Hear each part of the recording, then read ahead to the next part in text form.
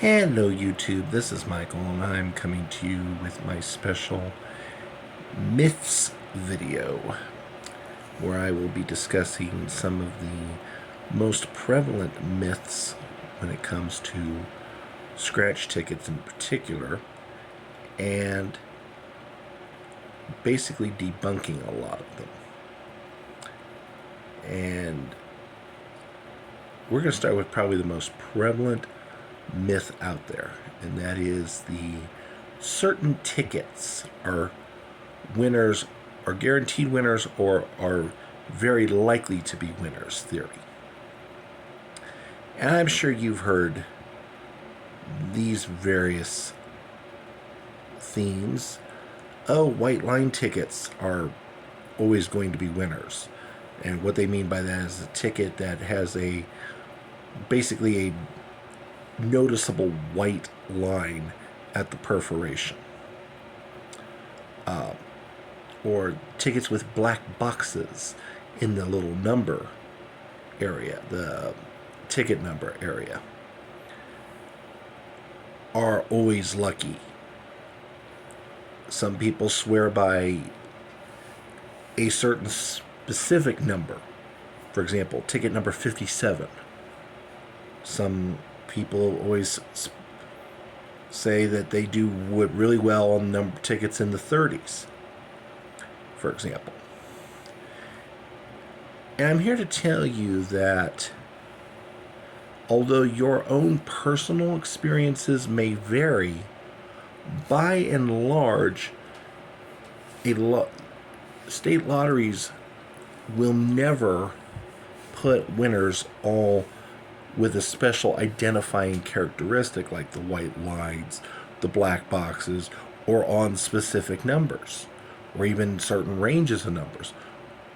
Why is that? Couple reasons. And the first reason honestly has to do with logic. Think about it. If a lottery decided to put all their winning tickets, or had every ticket that had special characteristic X, like the white line, and made all of those tickets winners, we could just see it now. The customer goes into the shop and goes, "Hey, is next ticket in game such and such got a white line on it? If so, oh yeah, let me have it. Let me snap it up. And if not, oh well, I'll wait." Okay? Same goes for if it's like on ticket number 23. Oh, that's a bad number. I don't want it. 23 never wins. Or, oh, it's on ticket 50. I must have it. Tickets in the 50s always win. No. No. Every state is required, every jurisdiction that offers a lottery, which is usually the state, usually the individual states, District of Columbia in this case also qualifies.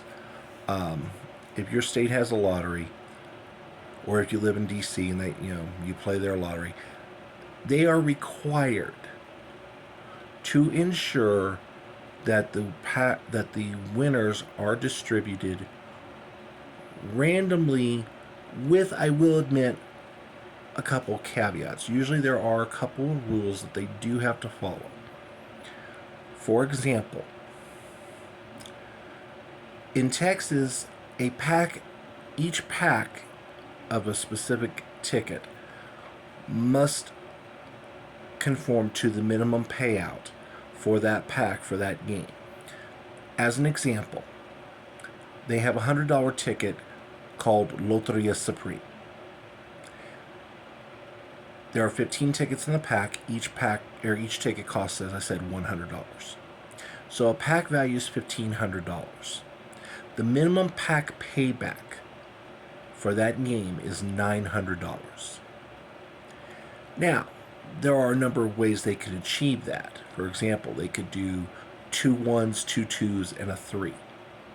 2 100s, 2 200s, and a 300. Sorry, I was going shorthand. Or they could do They could choose to make it a $1,000 winning pack and do two 100s, a 300, and a 500. Or they could do two 100s, a 200, and a 500. So on and so forth. As long as they meet that minimum pack payback criteria of 900. You might get really lucky and have a pack that has a 500, a 300, a 200, and a 100 for $1,100. Or you could get extremely lucky and find one that's got a $1,000 claimer or a $5,000 claimer, so on and so forth. But it does have, you will never get a pack that only pays $700, for example. Okay? And while technically there's nothing that would stop the Texas Lottery from deciding to make a pack that has, say, 9 $100 winners, that would be a little tiresome. So there are probably additional behind-the-scenes criteria that we don't know about, where it still has to be random, but certain, each pack has to have, at least a couple above break-even wins. But the fact of the matter is, the printing factory where the tickets are made, they randomize them there. They print them, they randomize them, they print them, they apply the latex, manufacture them, shrink wrap them, send them out, and it's completely random on where the big winning tickets end up. Okay? Which leads me to myth number 2. Oh, the big cities always get the big winners. Well, kind of yes, kind of no. Okay? I'll take my own state, for example. We've had big winners come out of places like Holyoke or Cripple Creek. Now, where are the majority of the claimers going to be? Yes, they're going to be in places like Denver and Colorado Springs and Pueblo. Here's why. Let's say a state has 10,000 lottery retailers. That's probably an immensely gross understatement, undervaluation, but let's just say for the moment that your state has 10,000 lottery retailers. Okay?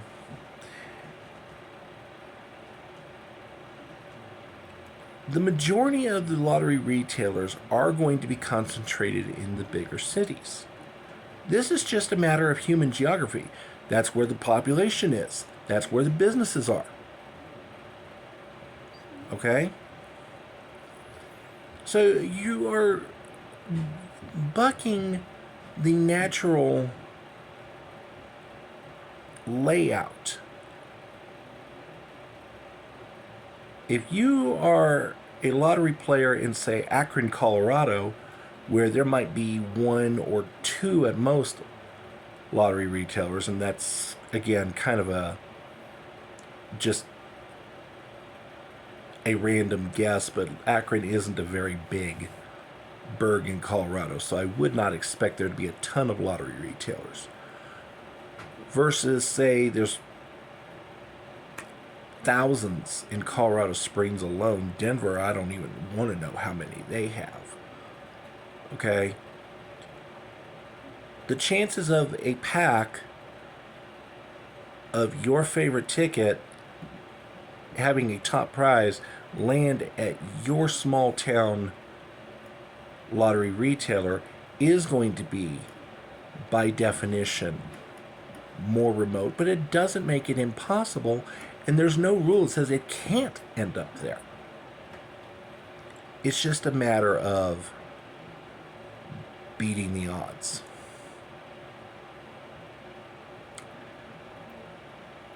Speaking of top prizes, let's deal with another myth real quick. And that is, if a game only has, like, say, 2 or 3 top prizes, once one is claimed, the lottery holds on to the other so it doesn't have to pay it. False. Absolutely 100% false. One, the lottery can lose its license for doing that. Okay? And again, the lottery doesn't control where the tickets go. The lottery puts in the order with the printer for the to make scratch game X, okay? The manufacturer makes it according to the specifications, randomizes all the prizes, prints the tickets, manufactures them, shrink wraps them, ships them out. They don't know it's a blind shipment. They don't know where they go. The lottery is not aware of which packs have the winning tickets. It is blind, completely blind. No one knows which tickets go where.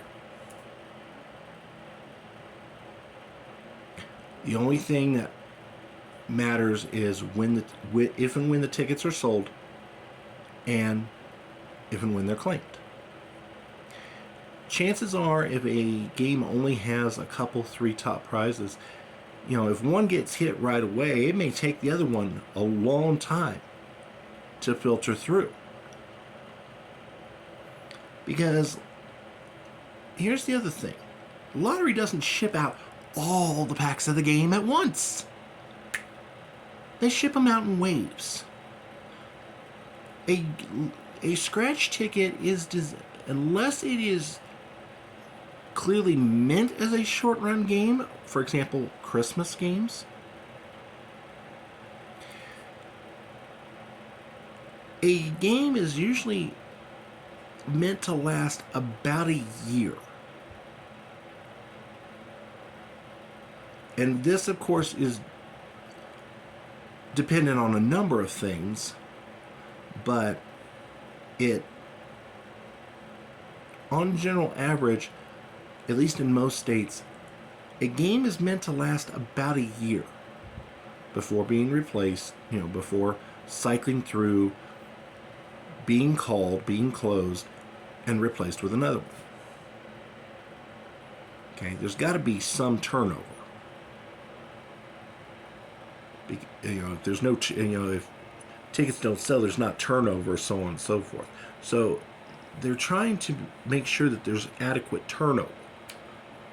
But they don't want to ship out all the tickets at once. They want it to last long enough to make that year. Sometimes they get it right and it lasts the amount of time. Sometimes they're a little off one way or the other. Sometimes the game just drags and drags and drags for whatever reason. Usually because it's not very popular. Or maybe the lottery overestimated how many tickets it was going to, they would sell through in a year. So on and so forth. But would the lottery deliberately hold back a top prize? Absolutely not. Because if it could be proven, they would instantly be out of business. They would be sued. They would probably lose the license to operate in the state. There might be federal, whatever branch of law, there would be federal criminal charges involved. And no state, whether the lottery is run by the state itself or it's run through a company in partnership with the state, no state is going to risk a lucrative business by doing something that stupid.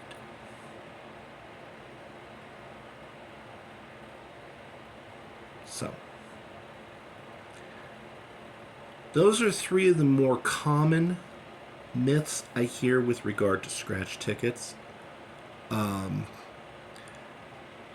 some extent, you can apply that towards jackpot games as well, like for example the Mega Millions and the Powerball. Oh, California and Florida and Texas always hit the big jackpots. Well, they're the states with the biggest population. It makes sense that that's going to be a more likely thing. For the record, Colorado's had 2 Powerball jackpot winners. None in the Mega Millions yet, unfortunately, but hey, we can hope, right? So, if you have any questions, if I haven't explained something well enough in this video, please feel free to leave a comment in the comment section, and if I need to make a part 2 to this, I will.